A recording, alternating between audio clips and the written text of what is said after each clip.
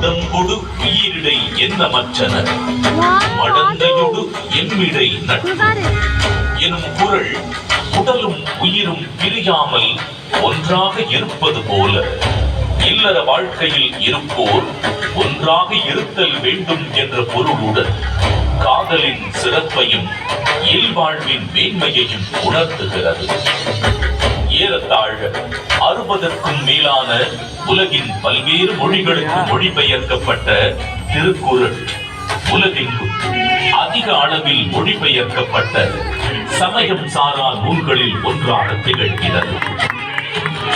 திருக்குறளின் இலக்கிய வடிவமும் பொருளடக்கமும் அதன் செம்மொழி தன்மையை வெளிப்படுத்துவதுடன் உலக இலக்கியத்தின் ஒரு மாபெரும் ஆவணமாகவும் விளங்கி தமிழின் தொன்மையையும் தமிழர்களின் பெருமையையும் இப்புவியெல்லாம் கொண்டு சேர்த்துள்ளது. வள்ளுவருக்கும் அவருடைய குறளுக்கும் பெருமை சேர்க்கும் வண்ணம் அன்றைய தமிழகத்தின் முதலமைச்சராக இருந்த முத்தமிழறிஞர் டாக்டர் கலைஞர் மு. கருணாநிதி அவர்கள் திருக்குறளுக்கு உரை எழுதியது மட்டுமல்லாமல் பேருந்துகளில் திருக்குறள், பள்ளி பாடங்களில் திருக்குறள், திருக்குறள் கவியரங்கம், திருக்குறள் ஆய்வு என எளிய மனிதருக்கும் வள்ளுவரை கொண்டு சேர்த்தார். அவரது புகழை நிலைநாட்டும் விதமாக 1975 தொடங்கி பல இன்னல்களுக்கு பின்னர் 2000ஆம் ஆண்டு குமரி முனையில் 133 அடி உயரமுள்ள திருவள்ளுவர் கற்சிலையை திறந்து வைத்தார்.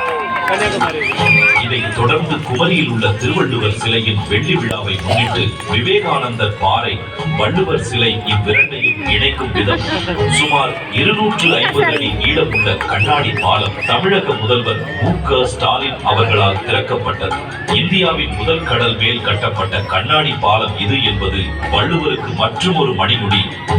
திருக்குறளை கொண்டாடும் பல முன்னெடுப்புகளில் முக்கியமான ஒன்று திருவள்ளுவரின் முக்கியமான நினைவு சின்னங்களில் ஒன்றான சென்னை நுங்கம்பாக்கத்தில் முத்தமிழறிஞர் டாக்டர் கலைஞர் மு. கருணாநிதி அவர்களது நேரடி கண்காணிப்பில் 5 ஏக்கர் பரப்பளவில் தோரணவாயில், அரங்க மண்டபம், கருங்கல் தேர், தேர் கோபுரம் என மிக விமர்சையாக வள்ளுவர் கோட்டம் 1976ஆம் ஆண்டில் உருவாக்கப்பட்டது.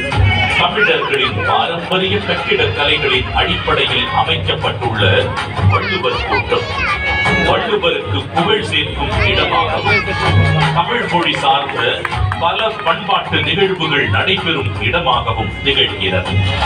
ஒரு குறிப்பிட்ட காலத்திற்கோ அல்லது ஒரு குறிப்பிட்ட இடத்திற்கோ என்றில்லாமல் யாதும் ஊரே என எல்லா நாட்டவருக்கும் ஆகச் சிறந்த அறநூலாக விளங்கும் சமத்துவ நூலா திருக்குறள் கரைகள் தாண்டி கண்டங்கள் கடந்து மனிதர்களின் இருள் சூழ்ந்த இடங்களில் ஒளி வீசி அறவழியை காட்டுகிறது.